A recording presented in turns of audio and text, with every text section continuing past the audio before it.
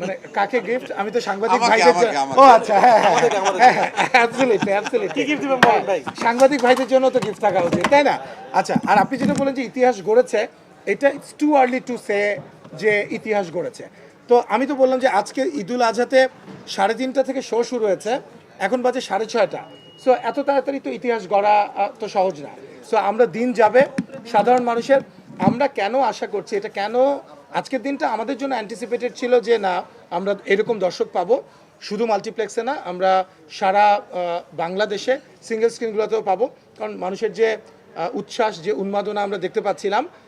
আর এখানে আপনাকে বারবার একটা কথা আমি বলার চেষ্টা করছি যে শাকিব খান মেগাস্টার, শাকিব খান তো একটা ইন্ডাস্ট্রি, এবং ম্যাস কানেক্টিভিটির জন্য তো শাকিব খানকে লাগবেই আমাদের। এবং শাকিব খানের সঙ্গে যখন রায়হান রাফি যুক্ত হয়, যে দর্শকের পালস বোঝে এবং যে ঠিকঠাক গল্পটা বলে, আপনারা দেখেছেন এর আগেও আমার প্রথম সিনেমা সুড়ঙ্গ, সেখানেও রায়হান রাফি কীভাবে দর্শকদেরকে হলে টেনে নিয়ে এসেছে। এবং যখন শাকিব খানকে নিয়ে রায়হান রাফি একটা গল্প, ওই ক্রাফটিং তো ডিফারেন্ট। এবং যেখানে আপনারা দেখতে পাচ্ছেন আমার পাশে যে বসে আছে চঞ্চল চৌধুরী, এই ঘটনাটা তো কখনো ঘটেনি। এই যে বিদেশে আপনারা যেটা দেখেন সেটা হচ্ছে, যেহেতু বক্স অফিস আছে, টিকেটিং আছে, আপনি দেখবেন যে অন্যান্য দেশে সব জায়গায় আপনি ইনফরমেশনটা, আজকে শো শেষ হচ্ছে, ইমিডিয়েটলি আপনি ইনফরমেশনটা পেয়ে যাচ্ছেন। কিন্তু বাংলাদেশে দেখেন 140টার মতো হল, সো 140-45টার মতো সব মিলিয়ে হল হবে। আমরা 129টা হলে আছি তুফান, এবং মাল্টিপ্লেক্সগুলো বাদে আমরা কিন্তু বাকিগুলোতে কিন্তু টিকেটিং নাই। এবং অন্যান্য হলগুলোতে আমরা রিপ্রেজেন্টেটিভ পাঠিয়ে এবং হল মালিকদের সাথে কথা বলে আমাদের সেই ডেটাগুলো কালেক্ট করতে হয়। সো আজকে ঈদ মাত্র শুরু হলো, এখন বাজে 6:30। আপনি জানেন যে কোরবানির ঈদের সময় তো এমনিতেই সবগুলো কোরবানি ঈদে আপনারা দেখবেন যে খুব একটা দর্শক হলে আসে না। সো রায়হান রাফি যেটা বলবার চেষ্টা করেছে, ওটার সাথে আমি একমত, যে আমি গত কয়েক বছরে ঈদুল আজহায় এইভাবে করে দর্শকের ঢল সিনেমা হলে, এটা আমিও দেখিনি। এবং সত্যি কথা বলতে আপনি দেখবেন যে আজকে সিনেপ্লেক্সে স্টার্ট হয়েছে 3:30টায়, আপনার লায়ন্সে স্টার্ট হচ্ছে 4:30টায়।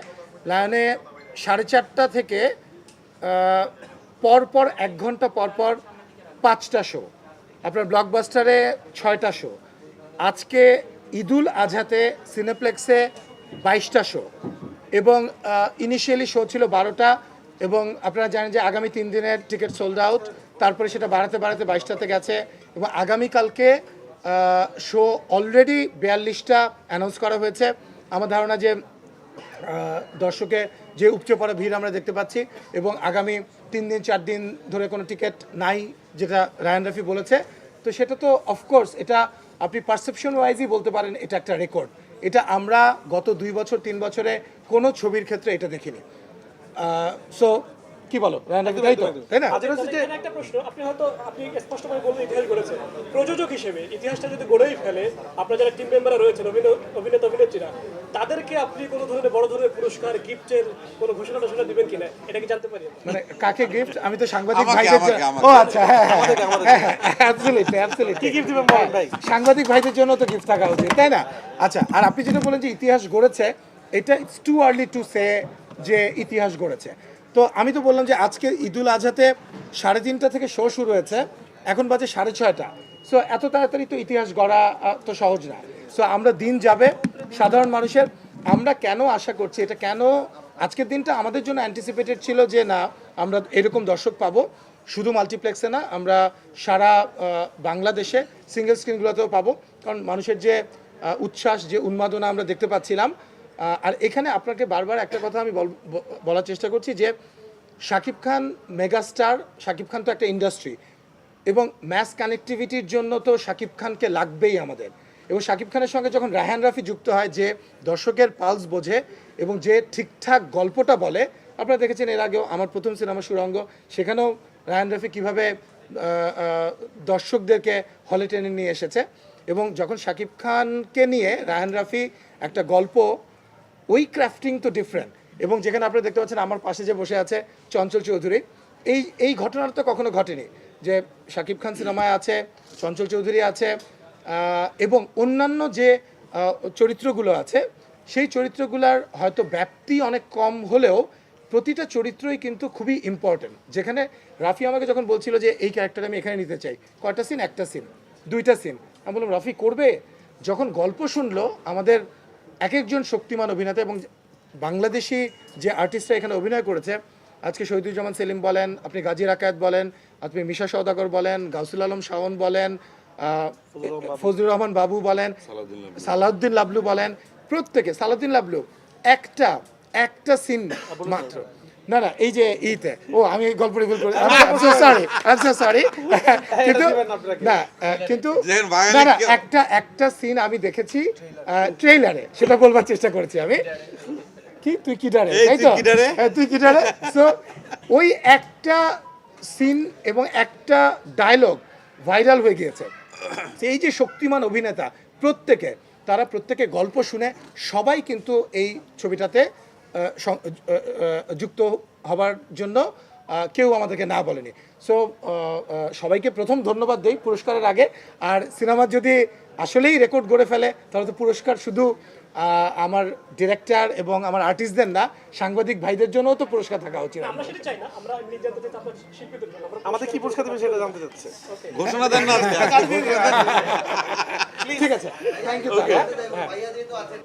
আজকে যদি ঈদ নাও হতো তাও একটা ঈদের আনন্দ পেলাম আজকে এবং সারাদিন। এবং কালকে রাতে আসলে ঠিক মতো ঘুম হয়নি। এটা হয় কি যে ওই যে পরীক্ষার দেওয়ার পর ফলাফল বের হওয়ার আগের রাতে যেরকম হয় না, ঘুম হয় না, এরকমই আজকে ছবিটা রিলিজ হবে, প্রথম শো। এখন হয়তো কোরবানির কারণে এর পরেও যতটুকু ভিড় হচ্ছে সিনেমা হলে, এটা তো আমি খুবই আশ্চর্যই হয়েছি যে সবাই তো কোরবানির মাংস নিয়ে ব্যস্ত আছে, তা সেটাই থাকা স্বাভাবিক। তা আজকে আমি আস্তে আস্তে বলছিলাম যে কোরবানির একদম দিন ছবি রিলিজ না দিয়ে পরের দিন দিলে পরে ভালো হয়, কারণ সবারই তো ওটা একটা আলাদা দায়িত্ব। কিন্তু এরপরেও আমি দেখলাম যে সারা বাংলাদেশের সিনেমা হলে যতটুকু সোশ্যাল মিডিয়ার মাধ্যমে খবর পাচ্ছি, আনবিলিভেবল, একদম সত্যি কথা।